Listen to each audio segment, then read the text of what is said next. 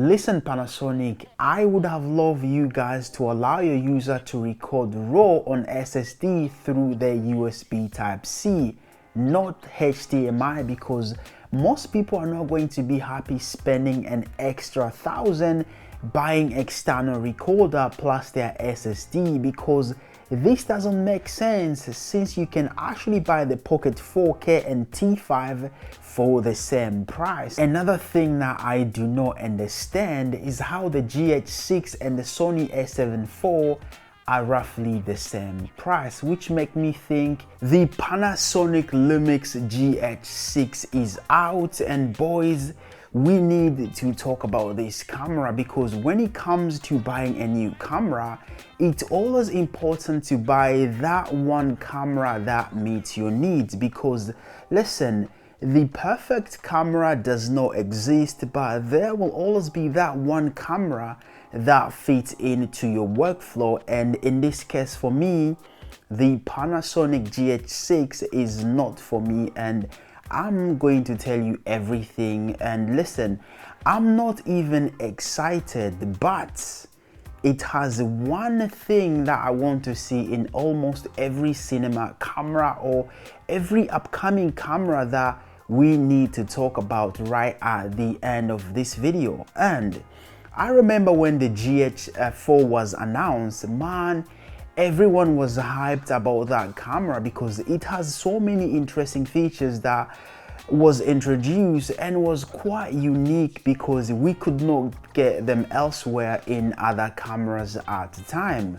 But time went by, and now we do have the Panasonic Lumix GH5, which has nothing special in my opinion. So let's talk about the first thing, that is the new dynamic range booster, which is not anything special because it has so many limitations. And in almost every video that I've seen, it seems like nobody understands it, and they are telling you it works sometime and it does not work sometime, which got me thinking, how if I was shooting something and I actually wanted it to work all the time?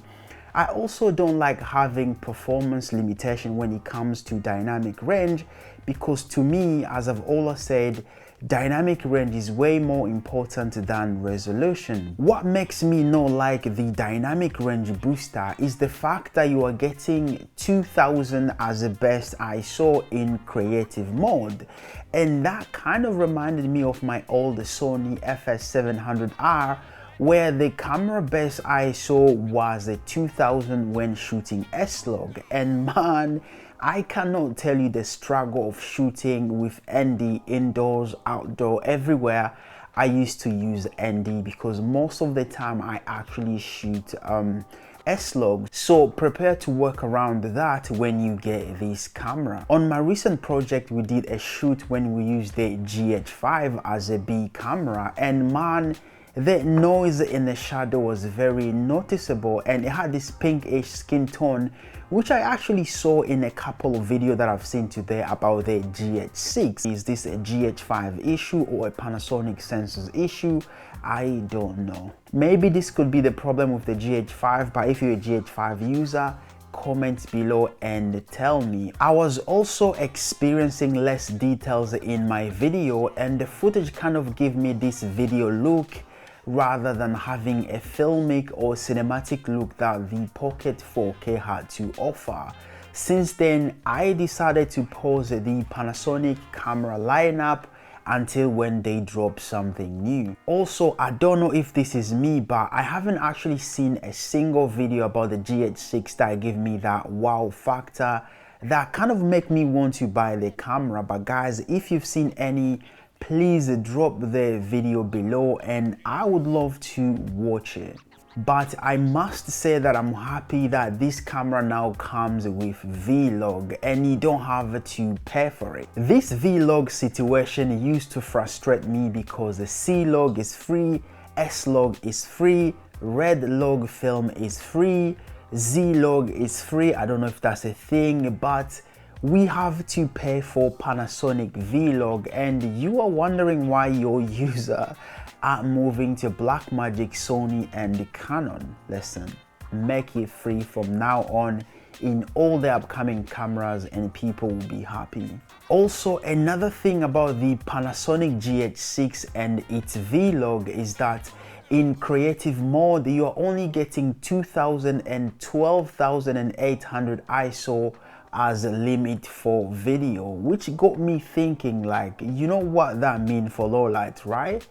Well, I will let you figure that one out, but please comment below what you think about this, or comment below what you are more excited about this camera. And yes, I do understand that the trend of releasing new camera every now and then will never stop, as that's how company can afford to stay open.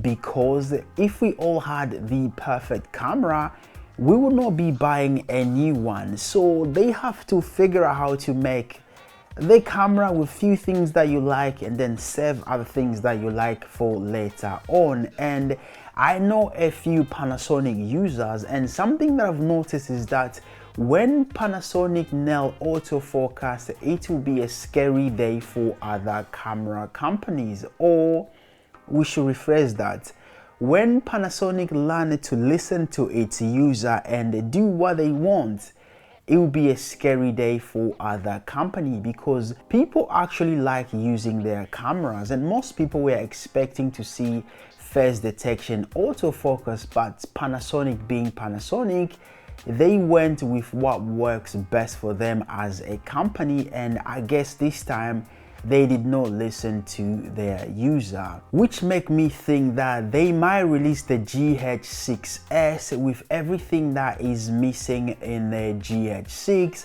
just like they did with the GH5. But that is my guess, and I don't know what they are going to do with the camera. But what I can tell you that you guys must get used to contrast detect autofocus, because it does works very good with stills. And something that is making me laugh when watching a few YouTube videos is I'm seeing a few creators kind of like testing the autofocus by moving their head back and forth, and show me how great the autofocus is comparing to the GH5. But guys, something that you should know about contrast detect autofocus is that it's actually great for still. And please, if you want to show me how great the autofocus is, I want you to track a subject, I want you to follow someone, then I will judge for myself, or I'll be able to see that for myself.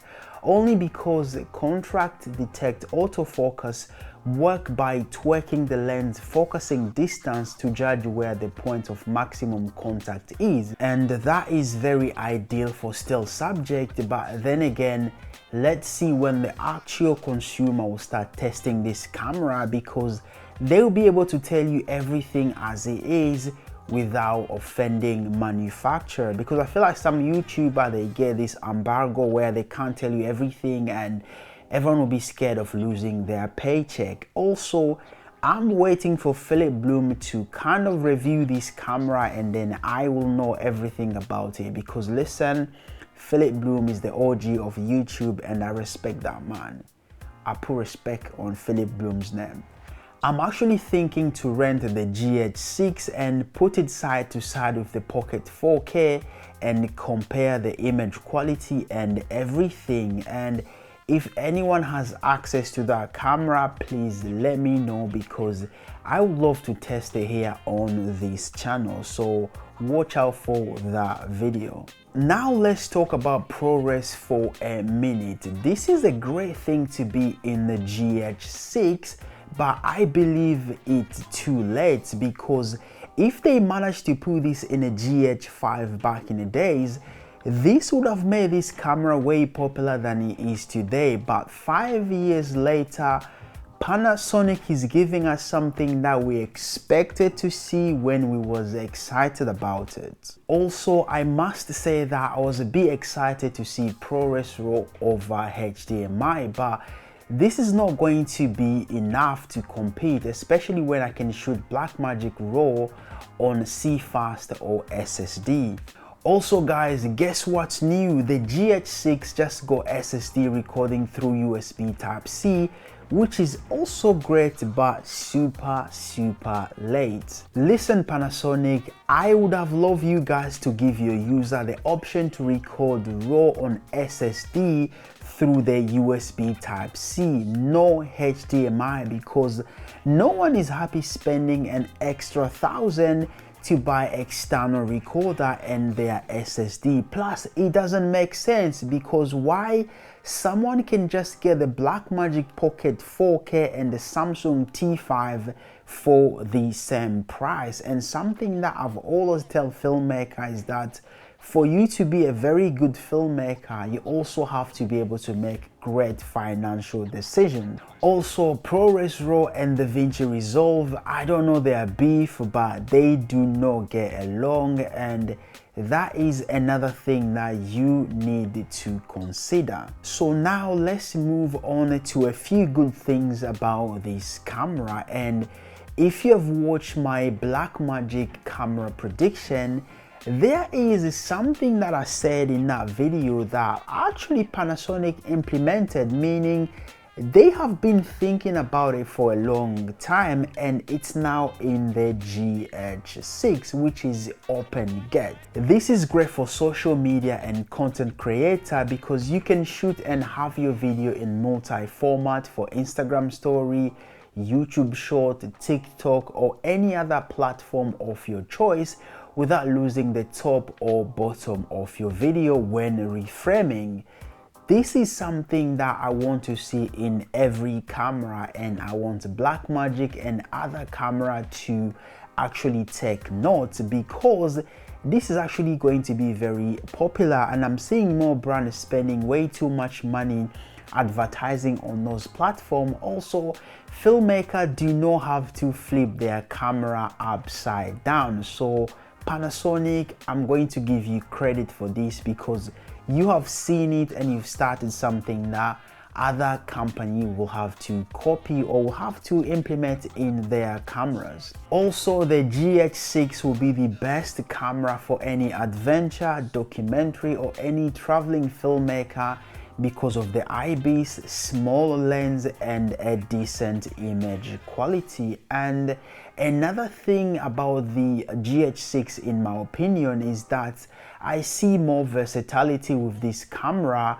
with the possibility to add a speed booster and close the gap with full frame, while also having the luxury of using every other lenses that is out there, which is something that I do love about Micro Four Third camera. Another thing that I do not understand is how the GH6 and the Sony a7 IV are roughly the same price, which make me think it's overpriced. But then again, in my opinion, Panasonic could just put the price down, because if I ask you to choose between the GH6 and the Sony a7 IV, comment below and tell me which one you would pick. But guys, don't get me wrong, this is a great camera, and as for now, the GH4 and the Blackmagic Pocket 4K, they're literally the best Micro Four Third camera you can have, or the best Micro Four Third camera money can buy. But again,